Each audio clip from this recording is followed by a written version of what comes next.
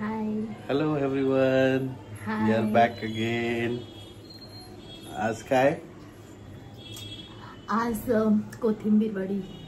Oh, good. तो चला बघूया ingredients काय आहेत. मी ती कोथिंबीर कट करून ठेवली आहे. बारीक. आता आपल्याला त्याच्यामध्ये थोडंसं सुकं खोबरं घेतलंय, मिरची घेतली आहे, जिरे, लसूण पाकळ्या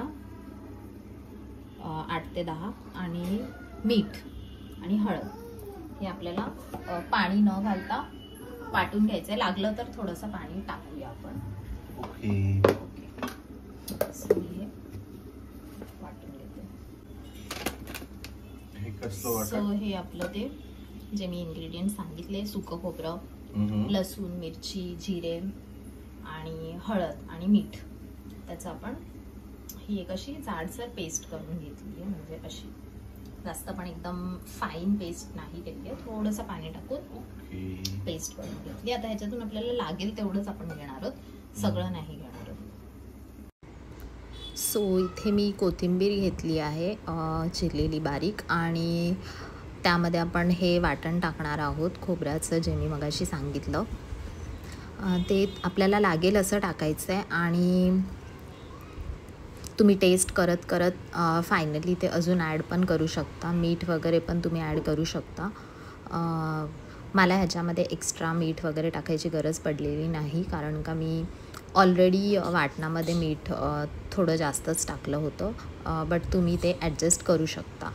आता ते टाकल्यानंतर आपल्याला ह्याच्यामध्ये बेसन टाकून घ्यायचं आहे, चण्याचं पीठ, आणि जेवढं लागेल तेवढं चण्याचं पीठ आपल्याला टाकायचं आहे. तो एक प्रॉपर गोळा बनू शकतो एवढं. आता यात आपल्याला पाणी बिलकुलसुद्धा ॲड करायचं नाही आहे. जे काय आहे ते आपण हे कोथिंबिरीचं जे पाणी सुटेल त्यामध्येच आपण हे अख्खा गोळा मळून घेणार आहोत किंवा मिक्स करून घेणार आहोत. So let's see.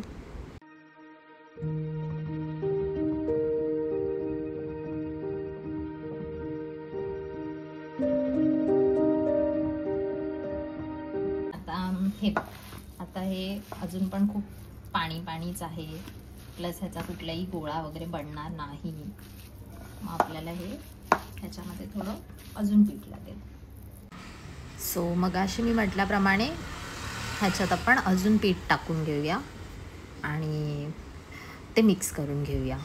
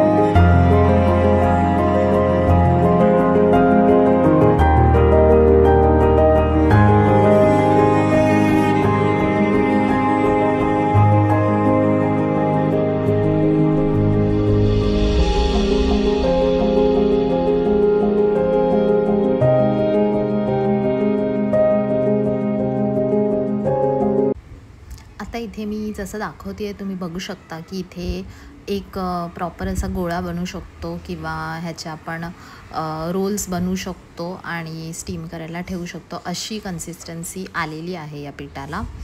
तर मग हे परफेक्ट आहे. तर ह्यालाच मी आता रोल करून घेणार आणि मग स्टीम करायला ठेवून देणार.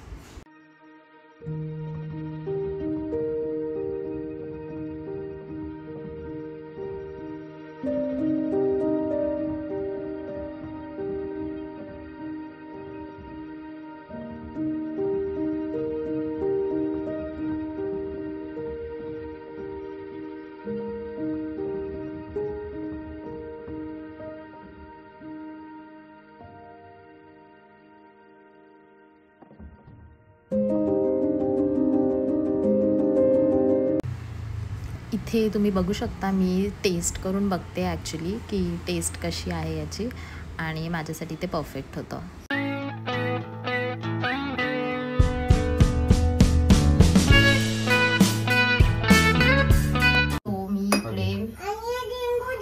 वड्यांचे रोल बनवून घेतलेत आणि ह्या चाळणीवरती मी तेल लावून घेतलंय आणि इथे आपण पाणी गरम करायला ठेवलंय. त्याच्यात मी लिंबू टाकलंय, भांड काळं नको पडायला म्हणून. सो आता हे आपण ह्याच्यावर एक्झॅक्टली ठेवून ह्याच्यावर झाकण ठेवायचं आणि 15 मिनिटं ते 20 मिनिटं ह्याला वाफवायला ठेवायचं. टाइम इथेच पाहिजे. ओके, सो आमच्या वड्या शिजण्यासाठी रेडी आहेत. ओके, पाणी ठेवलंय, बॉईल होतंय. बाय द वे, इकडे काय आहे आज? इथे आपण बनवलंय वाव, वांग, भाकरी, भात आणि वड्या. Okay, thank you. सो पाणी आता गरम झालेलं आहे, बॉईल झालंय. ते अलगद हळूच वाफ येते हातावर. हे इथे ठेवायचं. ओके, असं झाकूया. एक थोडं मीडियम फ्लेम वरती होऊ दे. किती वेळ? 15 ते 20 मिनिटं. एकदा आपण असं चाकू टाकून किंवा काहीतरी टूथपिक टाकून चेक करू शकतो. चेक करूया, मग सांगते मी. Okay, thank you. येस.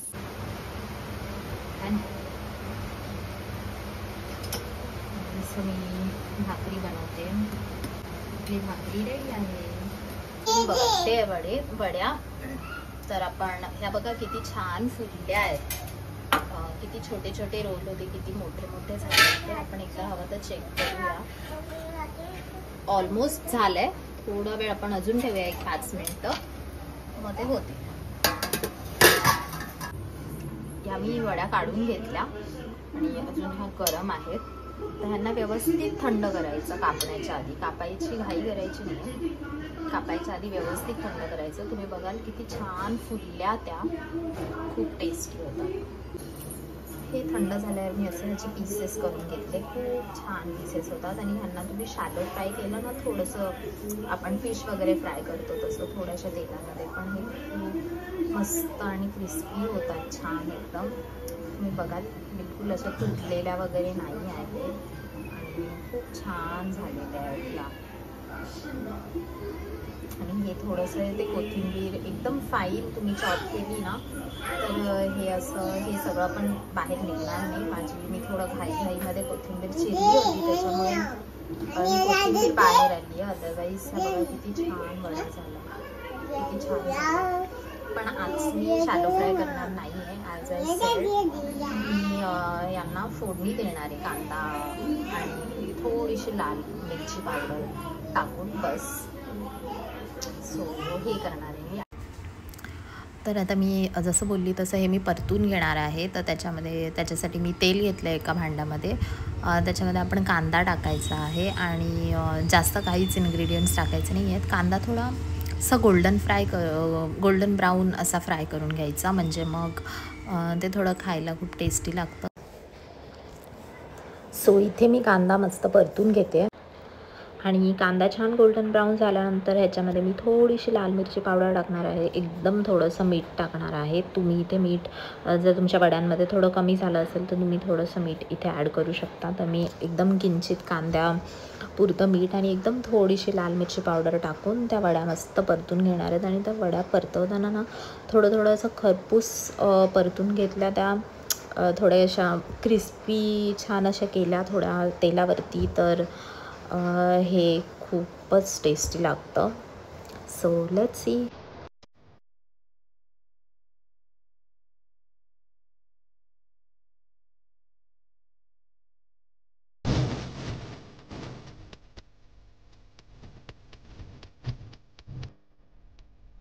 तर इथे मी तुम्हाला असं सांगते की या वड्या अशा खूप छान झाल्या आहेत. पण जेव्हा आपण हे परतून घेतो ना, तेव्हा अख्ख्या वड्या ठेवायची गरज नाही आहे. तुम्हाला आवडत असेल तर तुम्ही अख्ख्या पण ठेवू शकता. पण मला पर्सनली त्या थोड्याशा तोडलेल्या किंवा त्याचं थोडंसं बारीक बारीक तुकडे झाले तर त्या खायला अजून मला छान वाटतात. तर त्यामुळे मी असं ते नंतर थोडंसं तोडून पण घेणार आहे. ते जेव्हा आपण मिक्स करू तेव्हा मिक्स करताना मी हलके हलके त्यांचे छोटे छोटे तुकडे करणार आहे आणि मग ते छान खरपूस मी सांगितल्याप्रमाणे ते परतून घ्यायचं आहे. आणि तुम्ही बघाच मी कसं थोडंसं मीठ आणि थोडंसं तिखट टाकून ते परतून घेतलं आहे. आणि हे आमच्या घरी असं केलं जातं. तुमच्याकडे पण असं केलं जातं तर मला नक्की सांगा. आणि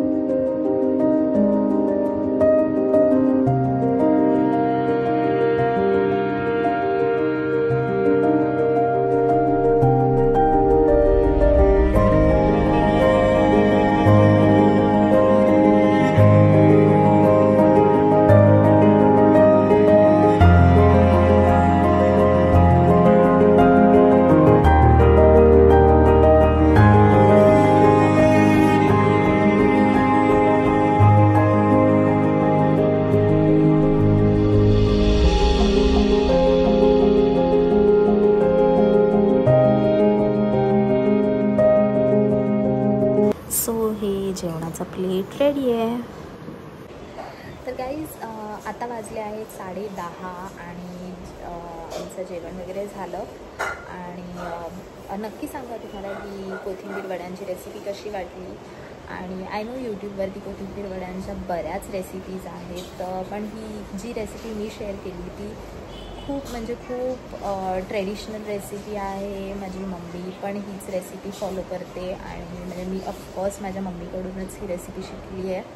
आणि खूप टेस्टी लागते. खूप सिम्पल इन्ग्रेडियंट्स आहे, थोडंसंच आहे, पण तुम्ही ती टेस्ट व्यवस्थित बॅलन्स केली आणि तुम्ही त्या वड्या बनवल्या तर त्या वड्या खूप टेस्टी होतील. तुम्हाला एक्स्ट्रा काहीच टाकायची गरज नाही. जेवढं मी सांगितलं तेवढंच टाका आणि मग तुम्ही ते शॅलो फ्राय करून खाऊ शकता किंवा जसं मी व्हिडिओमध्ये दाखवलं तसं करून खाऊ शकता. खूप छान लागतात. आणि तुम्ही हवं तर ह्याच्यामध्ये एकच गोष्ट ॲड करू शकता, ते म्हणजे पांढरे तीळ. ते माझ्याकडे आत्ता नव्हते अवेलेबल, तर ते तुम्ही टाकू शकता. त्याच्यामुळे वड्या दिसायला पण छान होतात आणि बाकी असं वेगळा काहीच फरक पडत नाही. सिम्पल रेसिपी आहे, खूप ट्रेडिशनल रेसिपी आहे. तर तुम्ही नक्की सांगा की तुमच्या साईड तुम्ही पण अशीच कोथिंबीर वडी करता की तुमची काही वेगळी पद्धत आहे. तर मला तुम्ही कमेंट्समध्ये नक्की सांगा आणि माझ्या चॅनलला सबस्क्राईब नक्की करा. आणि हा व्हिडिओ कसा वाटला ते पण सांगायला विसरू नका. सो आजसाठी एवढंच. Bye, good night.